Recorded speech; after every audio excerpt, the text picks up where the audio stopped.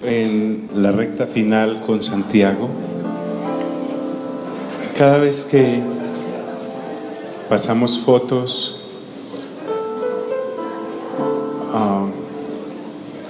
cómo logran ubicarse las cosas que traemos para que les sean entregados a otros. Cada vez que miro cuando llega una bolsita con la ropa que usted está sacando de su vestir para bendecir a otras personas, o como en el caso de esa familia que encontró unos materiales que no usaba, quién sabe hace cuánto los tenía por allá, pero estaban haciendo falta en otro lugar. Cada vez que podemos compartir alimentos con alguien, en fin, pienso en que cuando la Biblia en el Nuevo Testamento se refiere a las finanzas, al dinero, al oro, a la plata y a las personas que los poseen, siempre es como un danger, peligro. Se puede ir en eso tu alma, o por andar tras de ellas pierdes lo más preciado. El Señor Jesús le dijo a un hombre: ¿de qué sirve que te ganes todo lo que hay en el mundo si al final pierdes tu alma? Cuando usted haga su lectura juiciosa, podrá entonces mirar la contradicción en el énfasis que se hace cuando se tiene el velo de las añadiduras tapando la hermosura de lo que realmente el Señor vino a ofrecer. Entonces, los pasajes que hablan sobre finanzas son usados como una plataforma para avivar la codicia que hay en el corazón de los seres humanos caídos y para fortalecer la tentación en la que podemos caer todos aquellos que ya nacimos de nuevo, para correr tras ellas. Proverbios ya había advertido que vana es la riqueza, son como si tuvieran alas de águila, se van volando y en últimas no las ves. Santiago no es la excepción en el Nuevo Testamento, al igual que el Señor Jesús, al igual que el apóstol Pablo. Lo vamos a ver pronto en la carta que escribe el apóstol Pedro. Cada uno de ellos, guiado por el Espíritu Santo, trae esta advertencia vez tras vez. Aún en el Antiguo Testamento hay un salmo. Siempre que lo leo me impresiona que es posible que muchos de nosotros jamás logremos la prosperidad que tengan muchas personas que tienen finanzas.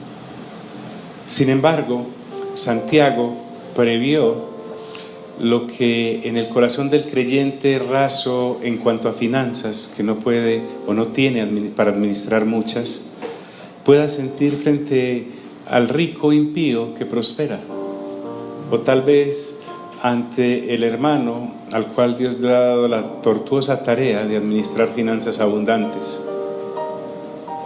Asaf dice en el Salmo 73, quiero leerlo como introducción a este capítulo, voy a leerlo en la versión NTV. En verdad, Dios es bueno con su pueblo, con los de corazón puro. Pero en cuanto a mí, dice Asaf, casi perdí el equilibrio. Mis pies resbalaron y estuve a punto de caer, porque envidiaba a los orgullosos cuando los veía prosperar a pesar de su maldad. Pareciera que viven sin problemas, tienen el cuerpo tan sano y fuerte, no tienen dificultades como otras personas, no están llenos de problemas como los demás. Lucen su orgullo como un collar de piedras preciosas y se visten de crueldad. Estos gordos ricachones tienen todo lo que su corazón desea. Se burlan y hablan solo maldades. En su orgullo procuran aplastar a otros. Se jactan contra los cielos mismos y sus palabras se pasean presuntuosas por toda la tierra. Entonces la gente se desanima y se confunde al tragarse todas estas palabras.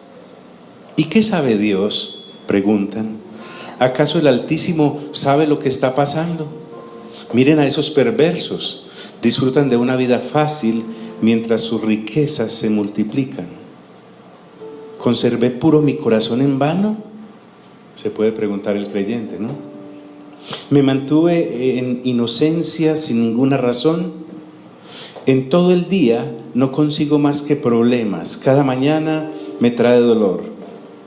Si yo realmente hubiera hablado a otros de esta manera, habría sido un traidor a tu pueblo. Este Salmo 73 es una reflexión de Asaf, íntima. Traté de entender por qué los malvados prosperan, pero qué tarea tan difícil. Entonces, entré en tu santuario, oh Dios, y por fin entendí el destino de los perversos. En verdad, los pones en un camino resbaladizo y haces que se deslicen por el precipicio hacia su ruina. Al instante quedan destruidos, totalmente consumidos por los terrores. Cuando te levantes, oh Señor, te reirás de sus tontas ideas, como uno se ríe por la mañana de lo que soñó en la noche. Entonces me di cuenta de que mi corazón se llenó de amargura y yo estaba destrozado por dentro. Fui tan necio e ignorante, debo haberte parecido un animal sin entendimiento. Sin embargo, todavía te pertenezco. Me tomas de la mano derecha, me guías con tu consejo y me conduces a un destino glorioso. ¿A quién tengo en el cielo sino a ti? Te deseo más que cualquier cosa en la tierra. Puede fallarme la salud y debilitarse mi espíritu, pero Dios sigue siendo la fuerza de mi corazón. Él es mío para siempre. Los que lo abandonan perecerán, porque tú destruyes a los que se alejan de ti. En cuanto a mí, qué bueno es estar cerca de Dios. Hice al Señor soberano mi refugio, y a todos les contaré las maravillas que haces.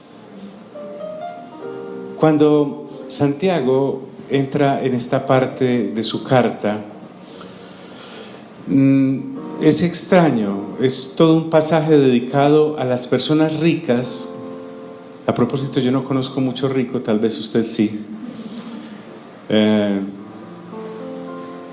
Pero en este pasaje, Santiago se aparta de el hermanos míos y se dirige en un acto de misericordia abundante de parte del Espíritu Santo para llamar la atención a aquellos hombres o mujeres adinerados durante todas las épocas de la historia después de escrita la carta, para ver si, como Asaf, logra entrar en sus corazones, ya que estos ricos a los cuales se va a referir en los siguientes versículos son personas que han rechazado el mensaje de Dios.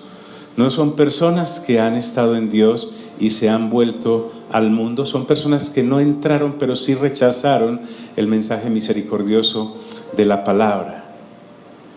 Y cuando entra a hablar de ellos, habla de personas para las cuales no hay esperanza, porque no aceptaron la corrección, la rectificación de sus vidas al rechazar la gracia de Dios en su Hijo Jesucristo.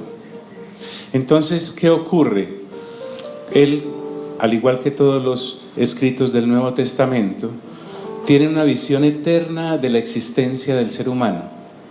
No hablan solo de esta faceta temporal en la cual unos pueden ser ricos y otros ser pobres. No, habla de la eternidad como tal. Dice que para estas personas solo queda un juicio, y es un juicio sin misericordia, ya que ellos nunca la hicieron. Y también sirve como advertencia para aquel creyente que, teniendo finanzas, pueda permitir que su corazón se endurezca por la codicia y termine en los caminos de estos. O también para aquel creyente o persona pobre, como lo hemos venido hablando en los capítulos anteriores, que tenga una sorpresa en la vida y sus finanzas mejoren de tal manera que pueda llegar a estar en una vida holgada y de pronto pueda olvidar de dónde salió. Entonces también es una advertencia no solo para los hermanos ricos, sino también para los hermanos pobres que pudiesen llegar a conseguir, o para aquellos que como Asaf, sin tener, porque Asaf era un salmista, Asaf ministraba en el templo de Dios, Asaf iba todos los días a los turnos asignados para cantar las alabanzas en el templo, y tal vez en su camino hacia la tienda podía ver a muchos de su mismo pueblo o a gente de otros pueblos paganos o alejados del Señor en una prosperidad abundante, y la reflexión que él se hacía es: ¿será que estoy guardándome inútilmente? ¿Para qué? Si estos, sin buscar a Dios, prosperan de esa manera, se ven sanos, regordetes, abundantes, parece que no tuvieran ningún problema. Pero él dice que por fin entró en razón cuando entró en la casa de Dios y escuchó y escudriñó la palabra que Dios dispensó. Entonces pudo entender la sabiduría. Una sabiduría, como dice 1 Corintios capítulo 2 versículo 6, que no es una sabiduría de este mundo, que es una sabiduría que va más allá de todo entendimiento, que no tienen los poderosos de esta tierra, ni los gobernantes de esta tierra que están prontos a perecer. Todo ese poder perece. Entonces, hoy nos sirve también para mirar en nuestro corazón cuánta envidia podemos estar albergando por aquel que tiene, y nos da rabia que a pesar de seguir en los caminos del Señor, cada vez de pronto tenemos más problemas. Tal vez nuestra salud está quebrantada y vemos al otro, y cuando se quebranta es hasta difícil ser atendido. Santiago quiere tocar esto, pero el Espíritu Santo abre una puerta, como te digo, al no creyente. Y más que una reconvención, que es, y es muy fuerte, es tal vez de las más fuertes que usted puede encontrar en estas cartas, pero también es un acto de amor de parte de Dios diciéndole: hey, ten cuidado. Entonces Santiago comienza diciéndolo de esta manera: vamos ahora ricos. Vuelvo y aclaro, está dirigido a ricos no creyentes, por lo menos la primera parte del pasaje, y es una tremenda advertencia para que nosotros también pongamos atención.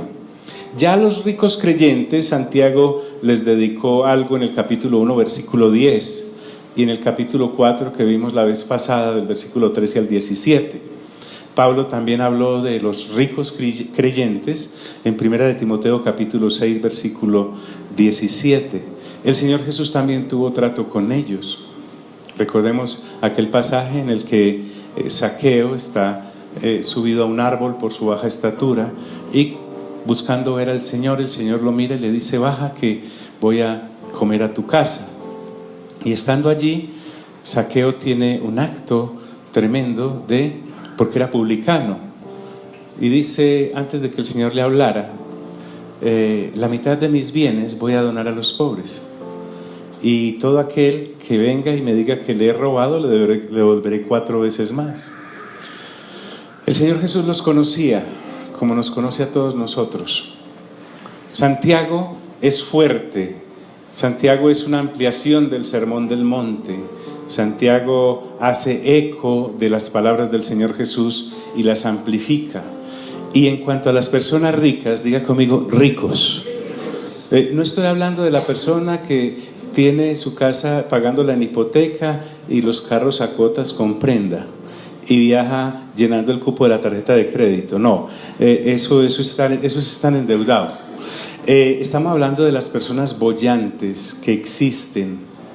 Algunos podemos aparentar serlo, pero aquí Santiago le está hablando a los que sí son ricos en verdad. ¿Me estoy haciendo entender, amigos?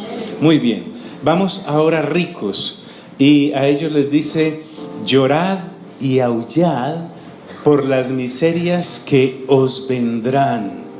No sé si usted ha visto a una persona llorando de tal manera que su llanto parece un aullido. Y cuando está hablando de miseria, es una palabra que va más allá de la misma pobreza material, y les habla proféticamente. Esta es una palabra profética que viaja más allá de la misma temporalidad. Esta palabra viaja hacia el mismo momento en que cada ser humano esté frente al juicio eterno de Dios.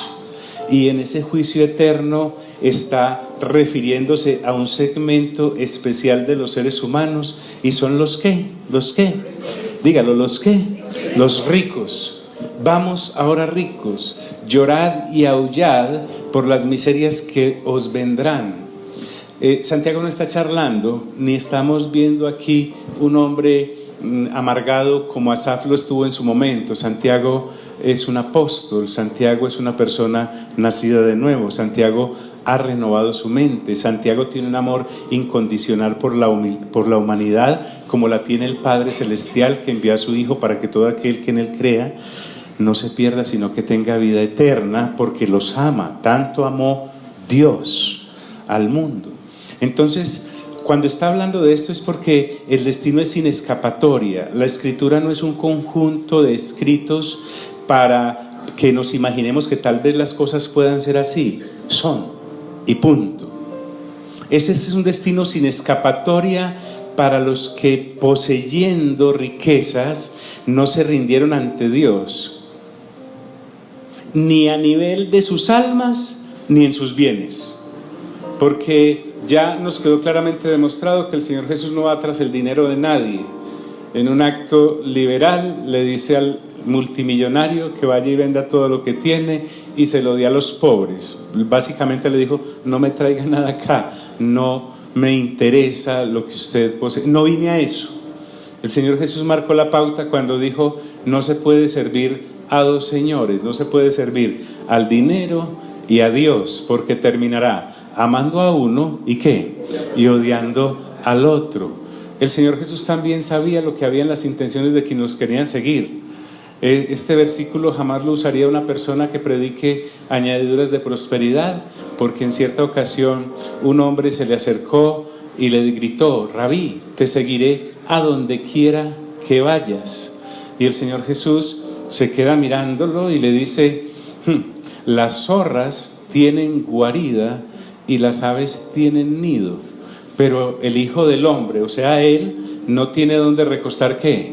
La cabeza. Él sabía que ese muchacho quería pertenecer a su grupo, al grupo de ese rabí, de ese maestro, porque todo aquel que era acogido como discípulo, por eso el Señor Jesús en 3:14 de Marcos escogía 12. Un rabí escogía a sus discípulos, no eran los discípulos los que lo escogían a él, y los llamó, y a partir de eso se convertía como en su padre en todas las áreas. Ese rabí administraba unas finanzas, ese rabí tenía una especie de influencia, de manera que de esa bolsa comían todos. Y bien, la bolsa del Señor Jesús era abundante. Juan capítulo 8, versículo... Lucas capítulo 8, versículo 3 dice que Juana, la mujer de Chuza, María Magdalena y otras mujeres aportaban a esa bolsa era abundante. Cuando el Señor Jesús hizo el milagro de los panes y de los peces, no lo hizo porque estuvieran pelados, sino porque quiso hacer un milagro. De hecho, los discípulos le dijeron: ni con 300 denarios podríamos alimentar a esta gente. Era una bolsa abundante, pero ese muchacho que le dijo: te seguiría donde quiera que vayas, estaba detrás de eso. Por eso el Señor Jesús le responde: no tengo ni dónde recostar mi cabeza. Lo que el Señor Jesús le quiso decir es: estoy pelado, hermano. O sea, si está viniendo aquí, llegó a donde no era. Y ese muchacho no dijo nada más. Al igual que el joven rico que se fue triste, este se quedó callado. Usted no encuentra testimonio de lo que le haya respondido en esa ocasión al Señor. Llorad y aullad por las miserias que os vendrán. Entonces está hablándole a aquellos poseedores de finanzas que ni en sus almas ni en sus bienes se entregaron a Dios, y no les está negando un patrimonio. Por el contrario, les dice Santiago: ¿vuestras qué? ¿Vuestras qué? Dígalo, tranquilos, que no les vamos a pedir nada. ¿Vuestras qué? ¿Están qué? Vuestras riquezas están podridas. ¿Por qué? ¿Cómo se pudren las riquezas? Por acapararlas, por no usarlas. Dios aborrece, oiga bien, tanto el mal uso de las riquezas como el acumular las riquezas. Para Dios es exactamente lo mismo. Vuestras riquezas están podridas, completamente podridas. Huelen mal, huelen mal. Dicen los que han tenido acceso a dinero guardado que esa plata empieza a oler maluco. Dicen, yo no sé, mi olfato no ha llegado a tal exquisitez, pero escuche bien, dice, ¿están qué? ¿Están qué? Podridas, huelen mal. Pero él va más allá, y es que están podridas a los ojos de Dios. Para Dios no tienen esas personas, no el dinero, porque ni las riquezas, porque es el amor al dinero, no son las riquezas. Vuestras riquezas están podridas, la forma en como ustedes las administran les ha hecho perder lustre, no tienen nada de acción social, no las han acumulado como si se las fueran a llevar a la eternidad. Entonces, en esta ocasión, como hoy en día también, hace 2000 años, una persona medía por la cantidad de oro y plata que tenía y piedras preciosas, pero también por la ropa que se ponía y la ropa que podía tener en su vestir. Por eso les decía yo que cada vez que traemos una bolsa, cuando vamos a nuestro vestir, a nuestro closetcito, chirrenguito, y sacamos 1 o 2 calzoncillos de hace 3 años, ¿cierto? Y los traemos como nos gozamos con eso. Pero en últimas no estamos administrando pues millonadas en calzoncillos, me hago entender. Pero esta gente resulta que la ropa se la estaban comiendo las polillas. Diga conmigo, polillas. Claro, es que si eso pasa con el dinero que huele a podrido, sobra pensar qué pasaba con el vestir de estas personas multimillonarias o millonarias. Porque, oiga bien esta máxima, la polilla no perdona lo que el codicioso almacena.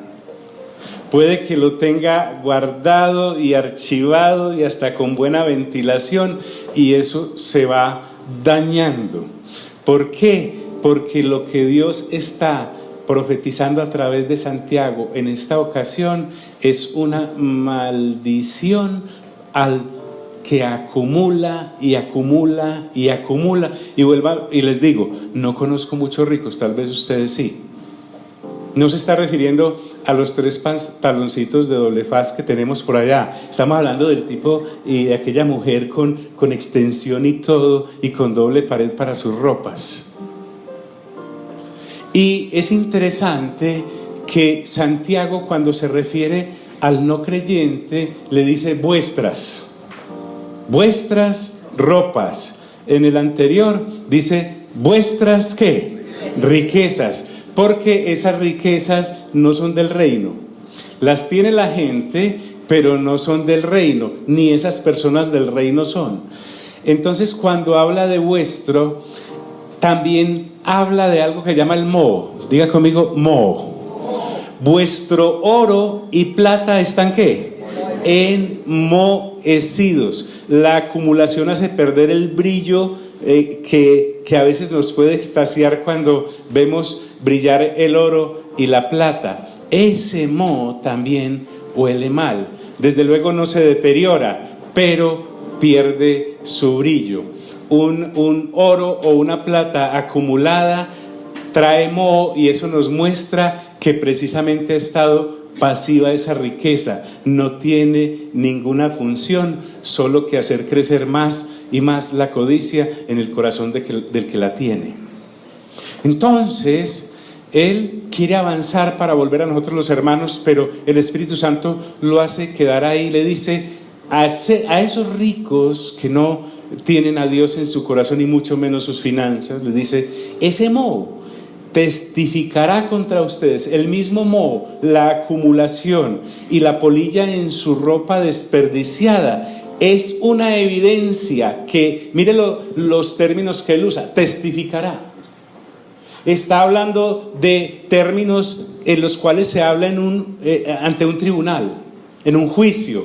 ese moho y la ropa desperdiciada en sí es la evidencia que testificará contra ellos mismos. Vuelvo y les digo, es un futuro profético para todas las generaciones, que no está hablando del rico que de pronto Salomón dijo en cierta ocasión en Eclesiastés: he visto ricos a pie porque fracasaron, y he visto siervos montando en caballos porque prosperaron. No está hablando de ese juicio que se da, que a veces la persona que tiene mucho y de pronto vino a una pobreza tremenda y es un rico vergonzante. No. Está yendo más allá, a la eternidad. Diga conmigo, la eternidad. En donde ricos y pobres estarán ante Dios, y Dios entonces sacará aquel gran libro para los que estén inscritos en el libro de la vida, y sacará otros libros en donde estarán los hechos de las personas que no están inscritos en ese libro. Entonces ese día será el que testificará contra las personas. Entonces es un juicio profético que va más allá de esta vida. Ese mismo moho devora. El moho deteriora las cosas, y su moho testificará contra vosotros y devorará del todo vuestras carnes como fuego. El moho, la avaricia, la acumulación, se traslada al mismo cuerpo físico del rico o rica acumulador, y que ha enriquecido grandemente, y enseguida vamos a ver algunos de sus métodos. Pero el asunto es que Santiago, al igual que el Señor Jesús, no está diciéndole a esos ricos traigan la riqueza acá, sino que les está diciendo el perjuicio tan grande que habrá sobre ellos si no se arrepienten. A propósito, es difícil para un rico arrepentirse. Es difícil para un rico. El Señor Jesús dijo: qué difícil es para un rico entrar ¿en dónde? Al reino. Vuelvo y les digo, no estoy hablando de aquel que está pagando su propiedad a un banco y la hipoteca toca a su puerta cada mes, ni está pagando los carros a cuotas a 75 años de plazo. No estoy, eso no es ser rico, eso es estar ¿qué? Endeudado. No estamos hablando del que tiene, del que tiene. Y devorará del todo vuestras carnes como fuego. Entonces su mismo cuerpo, el cuerpo del rico, esa peste, ese moho que hay sobre sus riquezas, se traslada a ellos. ¿Por qué? Porque ese es su Dios. No podéis servir ¿a quién? A Dios. ¿Y a quién? Y a las riquezas. Porque si en el caso de estos ricos han odiado a Dios, posiblemente lo han hecho de una manera blasfema a nivel verbal, pero lo han hecho con su actitud al rechazar la gracia del Padre en su Hijo Jesucristo. E insiste entonces Santiago, y al igual que el Señor Jesús, los quisiera ver sin finanzas, pero en Dios. Así como muchos de los creyentes de hace 2000 años a los cuales está dirigida la carta están en la dispersión, y cuando salieron a la dispersión era porque estaban perseguidos, y cuando el que salió perseguido no les dieron tiempo ni de recoger ni hacer balance para llevarse sus cosas. Entonces le dice a esos ricos, les dice: ¿habéis acumulado qué? Tesoros para los días ¿qué? Postreros. Aquí podemos mirarlo de dos formas. La primera es que la persona que acumula riquezas es porque está pensando siempre en el mañana, en tener para el día de mañana, pero se olvida de que en cualquier momento puede partir de este planeta, en cualquier momento puede morir, porque el ser humano no es propietario de su existencia. Entonces, cuando habla también de los días postreros, está hablándome de ese juicio, que es precisamente en ese juicio en donde será evaluado, por no decir avaluado, por el que realmente puede sopesar nuestras almas, en qué condición están y en qué condición vivimos. Habéis acumulado tesoros para los días postreros. En ese juicio, esos tesoros acumulados serán precisamente los que dicten prácticamente por la evidencia su sentencia condenatoria. Serán personas que no tendrán ya forma de sobornar un juez, porque ese juez es insobornable. no podrán cohechar al que imparte justicia, porque de eso no se trata el reino que el buen Señor Jesús vino a traer. Habéis acumulado tesoros para los días postreros. Y como si fuera poco, entonces les dice lo siguiente: ese oro acumulado, esa plata acumulada, es la sangre de alguien por sobre quien tuviste que pasar para poder tener todo eso. En esto, entonces, otra de las cosas que señala Santiago es que hay un tribunal, y Santiago aquí no está representando ningún sistema de gobierno, sino que está hablando como hombre del reino, que entiende perfectamente que la avaricia no tiene distingo de sistema, si es de un lado o del otro, porque el amor al dinero no tiene color. ¿Me estoy haciendo entender? Es general a la raza humana, independientemente de donde esté, por su corazón caído y apartado de Dios.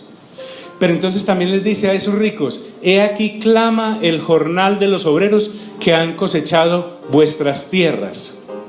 Se caracterizaba en aquella época, como en muchas otras, que el jornal era engañoso.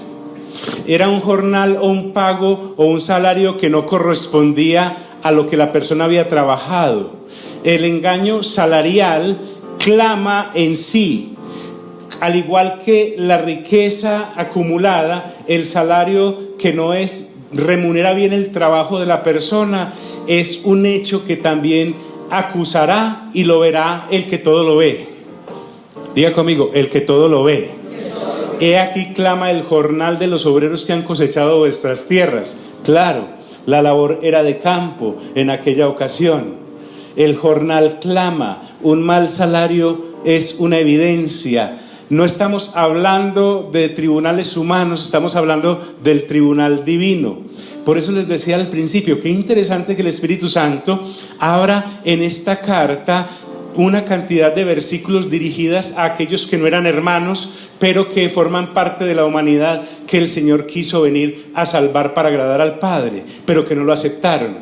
He aquí clama el jornal de los obreros que han cosechado vuestras tierras. ¿Y cómo es eso? Dice, el cual, ¿por qué? ¿Por qué? Por engaño no les ha sido pagado por vosotros. El engaño, el no pago, lo ve Dios. La persona que engaña a sus empleados, que les paga mal, que no les corre. Vea, es mejor quedarse sin comer uno a que no coma tu empleado. ¿Por qué? Porque ese salario que no ha sido pagado y además es una mala remuneración, son conductas vistas por Dios y evaluadas por Dios, al igual que las riquezas acumuladas y enmohecidas. Mira al de lado, dígale: ay, ay, ay. Nuevamente, vuelvo a aclarar, sí, podemos ver ricos en desgracia, y entonces uno dice, recogió lo que ¿qué? Lo que sembró en esta vida, claro que se da, pero aquí estamos hablando del momento final, del que de ahí para allá no hay nada. Mira el de lado, dígale: de ahí para allá no hay nada. La avaricia. Santiago está escribiendo a las personas que están en la dispersión. Santiago le está escribiendo a personas que andan huyendo. Santiago le está escribiendo a personas que andan en privaciones de finanzas, y en vez de darles un curso de cómo enriquecerse, les está enseñando cómo la riqueza en últimas es una podredumbre si se acumula y no tiene ningún oficio. ¿Me está haciendo entender, amigos? Porque él no puede andarse por las ramas. Él está preservando las almas de aquellos que Dios le había entregado para pastorear por vosotros. Y los clamores de los que habían cegado han entrado ¿en dónde? En los oídos del Señor. Recuerden que Santiago es judío, es un creyente cristiano judío. Él tiene muy en claro también lo que el antiguo pacto decía. Y por allá en Deuteronomio 24 habla de que hay que pagar en el momento correcto el salario a los jornaleros. Porque imaginémonos más o menos la situación. Estamos en la casa o en el hogar de uno de estos jornaleros de hace 2000 años que llega a su casa después de haber trabajado, y sus hijos y su mujer, su familia lo está esperando para comer, y él debía llevar. ¿Recuerdan ese pasaje en donde el hombre contrata personas a la primera hora, a la segunda hora y a la 1ª, luego los reúne a la hora de la tarde y les paga? Era porque ese salario era para ir a comprar lo que se necesitaba para comer. Y le dice: hola mi amor, aquí ya con los platicos puestos y todo, haz la comida. No me quede. ¿Cómo? ¿Otra vez? Ay, sí. Y los niños, no, pues imagínate, ya. Esa sola conversación no está hablando de una oración, pero es algo que Dios escucha. El clamor de los que habían cegado ha entrado en los oídos del Señor de los ejércitos. Y si esta persona es temerosa de Dios y ha laborado correctamente, orará a Dios. Permítame imaginarme con usted eso. Y dirá: Padre, te suplico que envíes alimento a mi casa que no hay. El Señor, que escucha las oraciones como una madre escucha el llanto de su hambriento hijo, llama al ángel contador y le dice: Muisca, ven. Y él viene. ¿Y por qué fulanito de tal, que es mi hijo, y el año anterior me oró por un empleo? Yo le di un empleo y está trabajando con fulano de tal, porque me está clamando a mí. ¿Es que está dejando la plata en algún lado antes de llegar a la casa o qué? Y el ángel dice: espera, yo reviso, señor. Reviso, se mete al sistema y dice: señor, es que no le pagaron. ¿Cómo? ¿Que no le pagaron? ¿Y quién no le pagó? Es más o menos así como que debe funcionar la vuelta. Y entonces eso se vuelve en maldición. Y ahora este rico llevado, uno, porque realmente no era que no tuviera con qué pagar. Este empresario no estaba en un crack, en un fracaso financiero. No se había acogido a la ley de quiebras. No. Todo ese oro y esas riquezas están por allá guardadas y enmohecidas, y realmente no ha pagado los jornales por avaro. Diga conmigo: avaro. Entonces eso entra en los oídos del Señor. También, entonces, primero, ¿qué es lo que va a testificar contra estos ricos? El oro, la plata, las piedras preciosas acumuladas y lo que hay en el bestier comido por la ¿qué? Por la polilla. Y a eso le sumamos el no pagar correctamente, y no era porque no tuviera, sino porque lo tenía acumulado y amasado. Pero por otro lado, su manera de vivir. Diga conmigo: la manera de vivir. Les dice: habéis vivido en deleites sobre la tierra. Señor Jesús, una vez, para reconvenir a los escribas y fariseos opulentos, les contó que había 2 hombres. Uno era muy rico y hacía banquete con esplendidez todos los días en su casa, con esplendidez. Eso, el pavo volaba, el vino sobraba, los buenos perfumes, la música, etc. Pero también había uno pobre llamado Lázaro, que ansiaba comerse las migajas que cabían de la mesa del rico. Recuerden que ellos pues no usaban servilleta. Para limpiarse en sus banquetes mandaban a hacer hogazas grandes de pan, y después de coger los muslos de tiranosaurio y todo con las manos y embadurnarse, se limpiaban en el pan y tiraban el pedazo de pan debajo. De esas migajas ansiaba comer el rico. Hasta bueno que debía saber, sí o no. Pero el pobre. Si están atentos, ¿sí o no?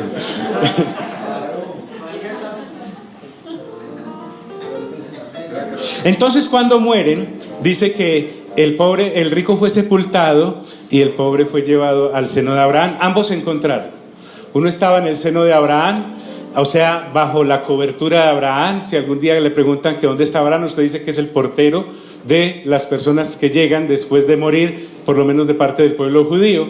Y Abraham entonces está con Lázaro, mientras que el rico está al frente, pero una gran depresión, una gran cima de profundidad los separaba, y estando allá en tormentos y con mucha sed, grita: Padre, Padre Abraham, deja que Lázaro moje la punta de su dedo en agua y me dé algo de beber, porque estoy aquí en este tormento y tengo mucha sed.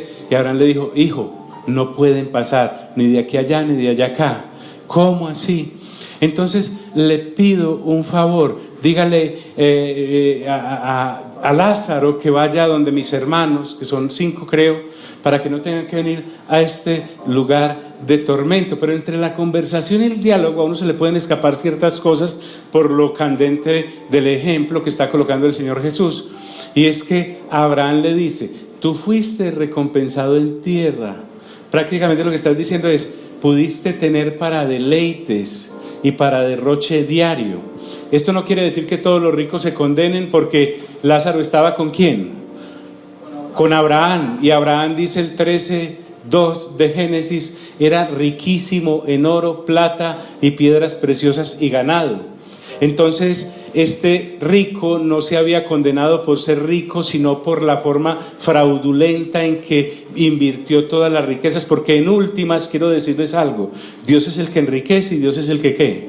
Empobrece. Dios es el que da la vida y Dios es el que ¿qué? El que la quita. Dios es el que humilla y Dios es el que ¿qué? El que exalta. Habéis vivido en deleites sobre la tierra. ¿Es esto lo mismo que le está diciendo? Hay personas que, como leímos en el Salmo 73, no les duele nada, todo lo que sueñan se les cumple, parece que no les pasara absolutamente nada. Hay personas así. Pero Santiago le está hablando a los ricos no creyentes y les dice: habéis vivido en deleites sobre la tierra, una vida de despilfarro, una vida que no piensa en el otro, una vida que no piensa en compartir. Eso es lo que hace al rico merecedor de una situación tan difícil como la que Santiago está profetizando.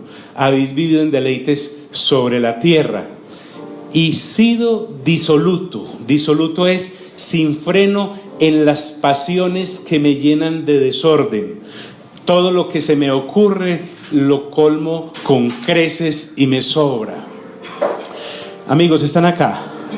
Les decía al principio, quiero repetirlo, que es interesante que en el Nuevo Testamento, cada vez que se hace referencia a ricos y a riqueza, al igual que en este pasaje, el pasaje está rodeado de una cantidad de advertencias de ¡ay! Tenga cuidado. En el lenguaje de las añadiduras, cuando tomo la Biblia para enseñar añadiduras y hacerle creer a la gente que es para conseguir cosas, tomo pasajes, jamás en los cuales entonces motivo a la gente para que tenga, y lo que me doy cuenta al leer juiciosamente el Nuevo Testamento vez tras vez es que la motivación del Señor Jesús para sus hijos no es esa.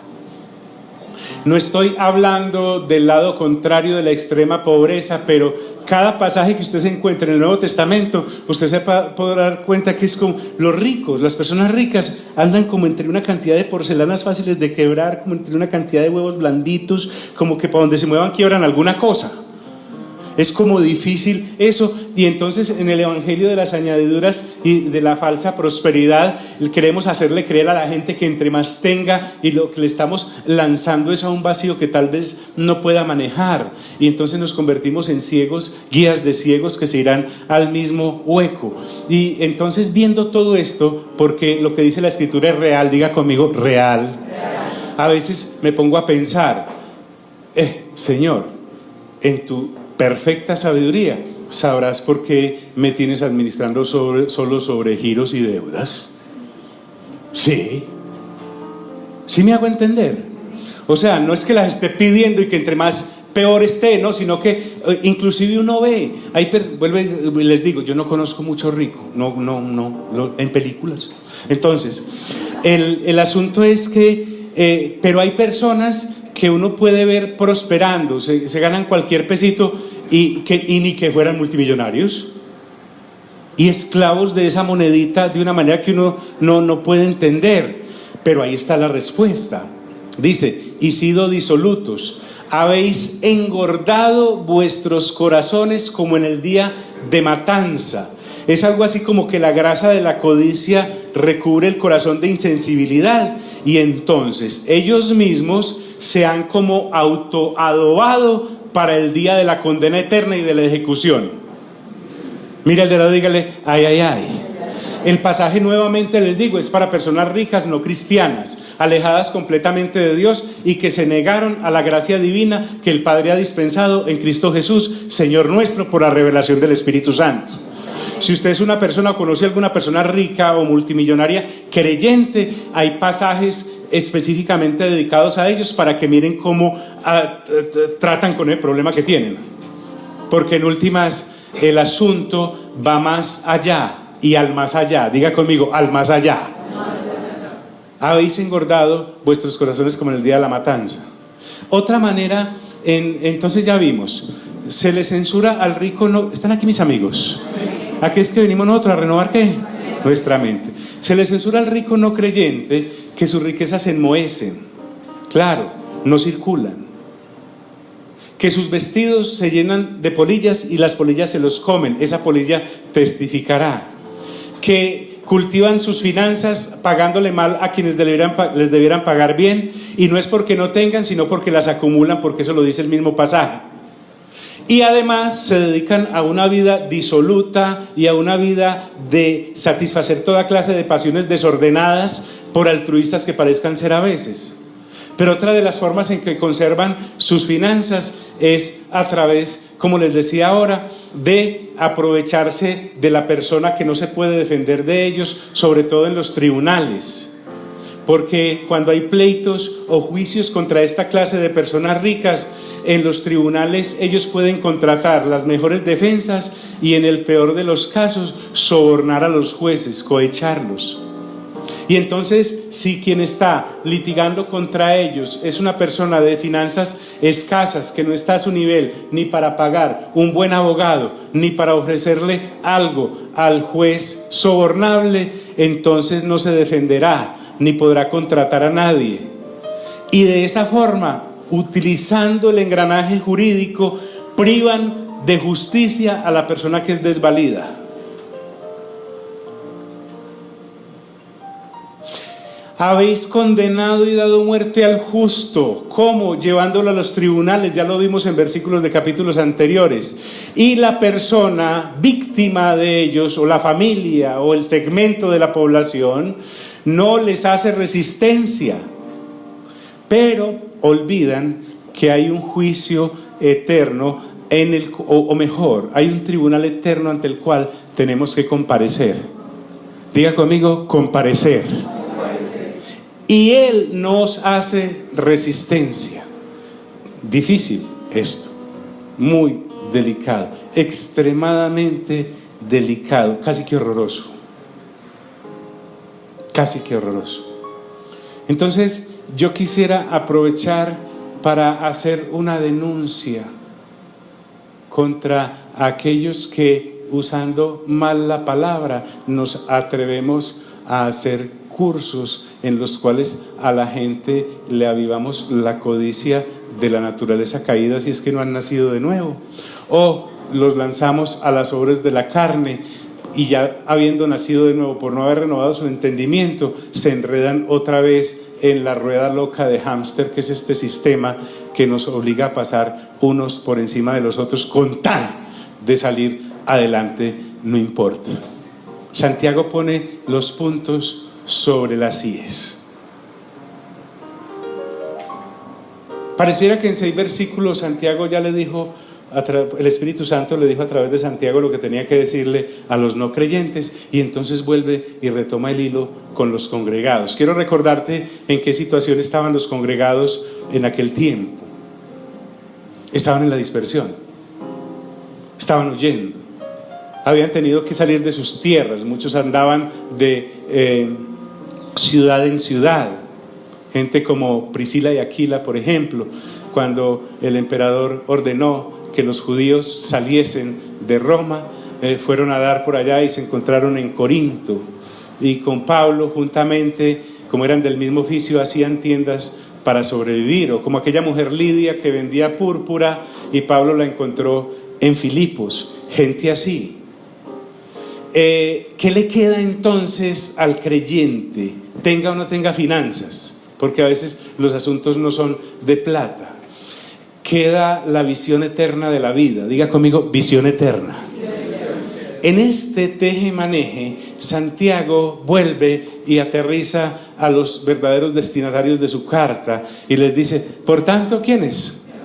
¿Quiénes? Disculpe, ¿quiénes? Hermano, entiéndase, ya sabemos, perdónenme, lo repito no por ustedes, no es desconociendo la profunda sabiduría que en el reino tenéis, sino por los que nos escuchan a través de la grabación. Hermanos, significa que ya habían nacido de nuevo, o sea que habían visto el reino y habían ¿qué? Entrado en él, y además habían renovado mente. Eran personas que ya estaban afianzadas en lo que Dios había venido a traer a través de su Hijo Jesucristo.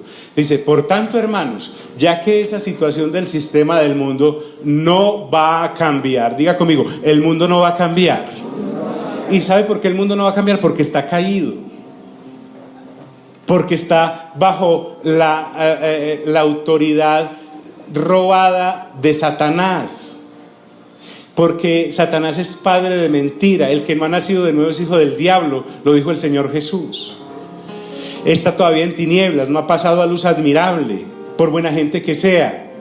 Entonces, a los que ya han nacido de nuevo, Santiago les dice, por tanto, hermanos míos, miren que él no hace que lo pudo haber hecho como lo hizo Pablo cuando los de Jerusalén estaban en situación difícil, las congregaciones de Jerusalén, y recogió una ofrenda en todas las congregaciones gentiles para enviarles, Primera de Corintios y Segunda de Corintios, y se las envió. No, Santiago no es que tal vez no lo haya hecho, seguramente lo hizo, era un hombre que podía dar también esa clase de instrucciones, pero él va más allá de la situación temporal de abundancia o de pobreza, y les dice, ¿qué nos queda entonces a nosotros los creyentes en cualquier generación? Tener paciencia, ¿hasta cuándo? ¿Hasta cuándo? Hasta la venida del Señor. Pero ¿cómo vamos a tener paciencia hasta la venida del Señor si ya no hablamos de ella? Cuando nuestro púlpito se convierte solo en ministrar cosas temporales, de la venida del Señor no se habla. Vuelvo y traigo a colación con lo que iniciamos hace ya casi 5 años con esto de renovar la mente.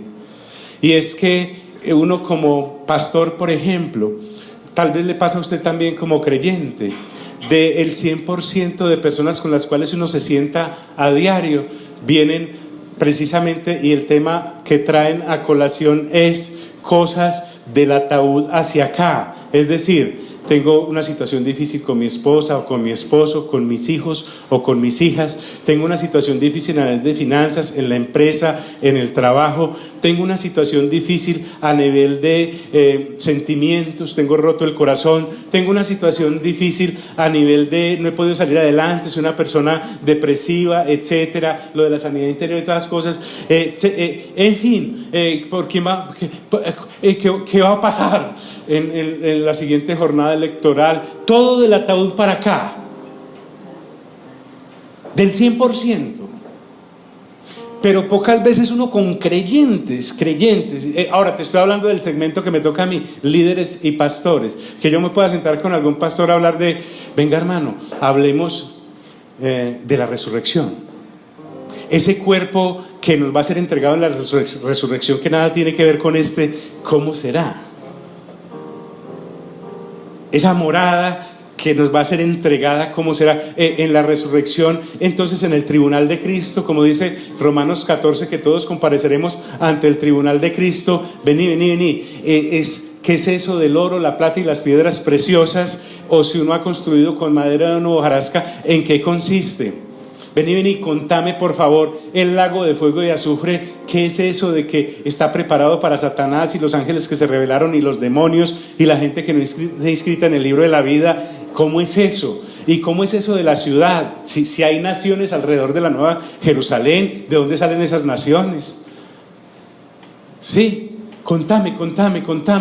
Si algunos dicen que la gente no se puede tatuar, entonces ¿por qué el Señor Jesús viene en el capítulo 17 de Apocalipsis con un letrero en la pierna? ¿Cómo lo hicieron? Como para hablar de esa clase de cosas, pues. No, todo es de allá para acá. Entre pastores, ¿cuántos se te fueron en la última división? Y están hablando muy mal de vos y has sufrido mucho. Y entonces, ¿y cómo estás haciendo para pagar la hipoteca? Y nada. Aló, hermanos. ¿Hasta la venida de quién? Del Señor. Y es que viene mañana. No, viene, eso es seguro, cuando venga.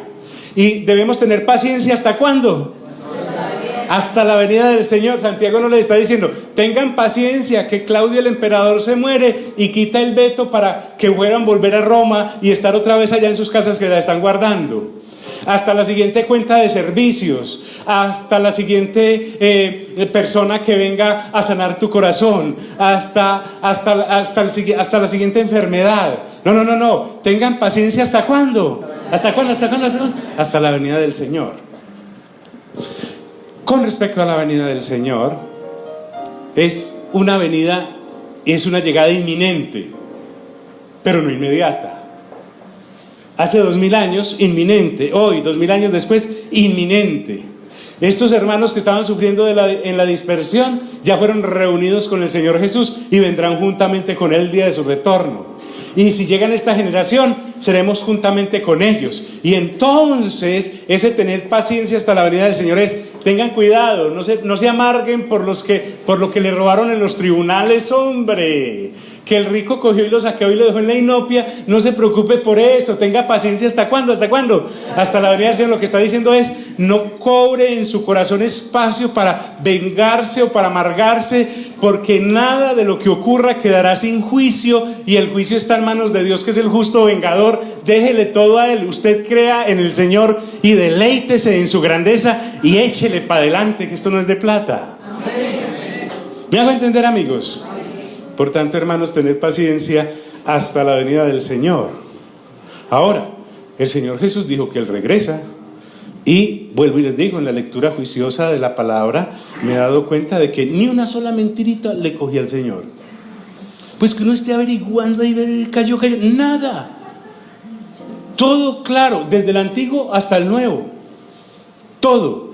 No tengo bases, escuche bien, si las tuviera se las diría, para pensar siquiera que el Señor pudiera estar mintiendo cuando dijo: yo regreso. Entonces, esa esperanza que tenemos en su regreso debe cubrirse de una cosa que se llama paciencia. Diga conmigo: paciencia. La paciencia va muy unida a la fe. La fe es la certeza de lo que se espera, la convicción de lo que no quede. O sea, la fe me hace ver lo que ya existe pero que no se ve. Dice Hebreos 11: por la fe entendemos que el universo fue constituido por la palabra de Dios, de manera que lo que se ve fue hecho de lo que no qué, de lo que no se veía, no de lo que no existía.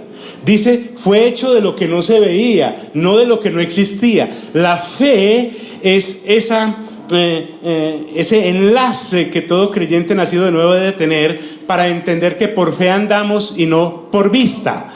Es decir, nosotros con la fe vemos lo que existe pero que no se ve. De manera que llegará un tiempo cuando la venida del Señor se dé en su retorno. Todo lo que nosotros hemos creído por fe lo vamos a ver. Entonces ya estaremos caminando por vista y no por fe, porque una vez Él venga no tendremos necesidad de fe para ver, porque ya estaremos viendo lo que por fe vimos sin haberlo visto. ¿Me estoy haciendo entender?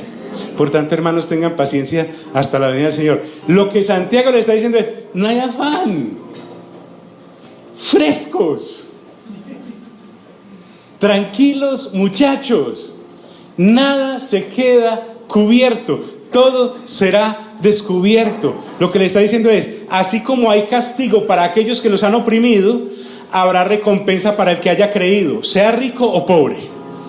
Y también habrá castigo para aquel que no haya creído, sea rico o pobre. En Apocalipsis 9 usted podrá observar que la gente, en el momento, en una de esas iras que le da el Señor, dice que le dirán a los montes: caigan, ricos, grandes y poderosos, reyes y siervos. A las montañas y a los montes les dirán: caigan sobre nosotros para que nos cubran de su ira. Habrá recompensa. Entonces, en Cristo siempre hay recompensa. Por lo tanto, no hay necesidad de vengarnos. Diga conmigo: no necesito vengarme. Y ni albergar, porque a veces soy tan impotente en cuanto a recursos para la venganza que me tengo que tragar todo como Asaf, todo por dentro. Él sí veía a los impíos pasar en sus lujosos carruajes y sus grandes vestidos para la discoteca. Y: Asaf, ¿para dónde vas? Él a pie, y ese día sin pasaje, para el templo a adorar al Señor. hoy me toca cantar. Sí. Vengamos para la disco, hermano, y le ponían volumen al burro, ¿cierto? Hasta la venida del Señor. Hasta la venida del Señor. Entonces, a veces, pero tenemos venganzas por dentro. Claro, saludamos al impío, próspero, opulento,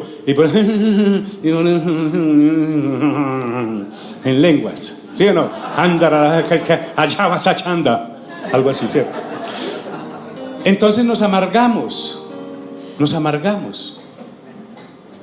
Libres de amarguras. Diga conmigo, libre de amarguras. Wow, qué soltura. Dios lo hará. Dios lo hará. Vamos a estar en pie, por favor.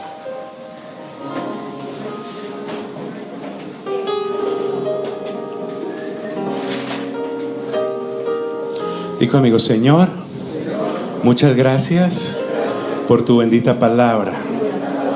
Indudablemente es viva y eficaz. Permíteme tener paciencia hasta tu venida, porque el día que tú regreses, caminaré por vista y no por fe, como hoy me corresponde hacerlo. Gracias, porque ni una sola de las circunstancias que me rodea está oculta a tus ojos. Ninguna generación pasará sin que tú la revises. Cielo y tierra pasarán, pero tu palabra no pasará. Permíteme entonces, al haber nacido de nuevo, renovar mi mente para alcanzar la verdadera sabiduría, la de la eternidad. Amén, amén y amén. Gloria a Dios.